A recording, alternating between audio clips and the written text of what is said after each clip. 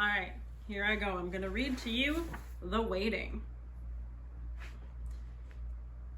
You'll know when it's over, he says. I don't respond, choosing instead to try and shake loose from my restraints. I woke up this way. He won't say why I'm tied to a chair, only that he's protecting me. He's been preparing for something, though. The basement is filled with canned food and water. I'm ashamed I haven't noticed until now. Son, can you please talk to me? I ask. He turns away, overhead light bouncing off his freshly shaved head. He said, it's better that way. Less germs. What kind of father am I? How did I not notice this? My son is a lunatic. Please, son, I say. Please talk to me. I'm not going to hurt you, he responds. I promise. I believe you. I want to know what's going on. What are you protecting me from? It's coming. The end. Any minute now. How do I respond to that? He doesn't give me a chance. He walks to his workbench and removes 2 yellow hazmat suits, 2 gas masks, a pocket knife, and an electric razor. We have to get you clean, he says. First comes the hair.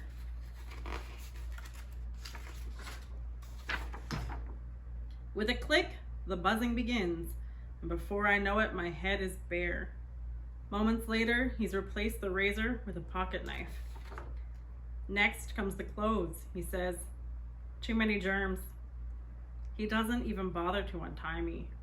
He slides the knife under my shirt and begins cutting. He tears through it all, stripping me piece by piece until I'm as naked as he is. Tears begin to form in my eyes, and before long I'm sobbing. I failed you, I say.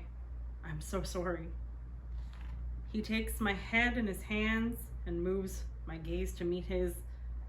Through red, puffy eyes, I see him for the first time. My son. I never put you first, I say. Even after your mother died, I didn't know how. I sunk into my work instead. You were of age by that point, too. I guess I figured you could handle it. I was so selfish. Stop all that, Dad, he says, wiping away my tears. I hold no resentment towards you. You always provided for me, and that's why you're here. I want you to live. You deserve to live. I love you. I hope you know that. I love you too, I respond, slowly gaining my composure. He lets my head fall and walks back to put on the hazmat suit.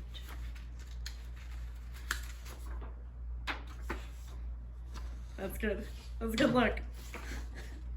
Your turn, he says, once his suit is fully on. Please understand, I'm not trying to hurt you. Don't run, it's coming any minute. We need to be down here. I've prepared the basement, fortified it. It took some time, but I believe it will do the job. I know how this must sound. Please trust me. Okay, son, I respond. I trust you. He takes the pocket knife and cuts me loose from my restraints. I stand, slowly, regaining the feeling in my legs as I go. He gestures towards me with the second hazmat suit. I can dress myself, I say, as I take it from his hands. Once it's on all the way, I stand before my baby boy with no idea what's coming. You must have a lot of questions, he says. Yes, son, I do, but that's okay. I said I trust you. Tell me whatever you want. It happened 6 months ago. I was down here, actually, looking through boxes for my old baseball gloves. That's when the ground opened up, and this intense white light shot out. It was blinding. I had no idea what was happening. Then what? I heard a deep voice repeating, "The end is near, prepare. The end is near, prepare. The end is near, prepare." Then the light died, the ground closed, and the voice stopped. That night, the voice came back to me in a dream and told me the 3 signs to look out for. The first was the earthquake. Last week in California. Then a tornado 3 days ago in Georgia, followed by mass death. The bomb that dropped yesterday. You saw it. Millions died. Is that what this is about? The war? This is bigger than the war.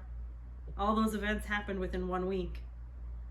When that nuke hit, our fate was chosen. The end is here. Well, what do? We wait, he responds before handing me a gas mask. Judgment is coming. The end.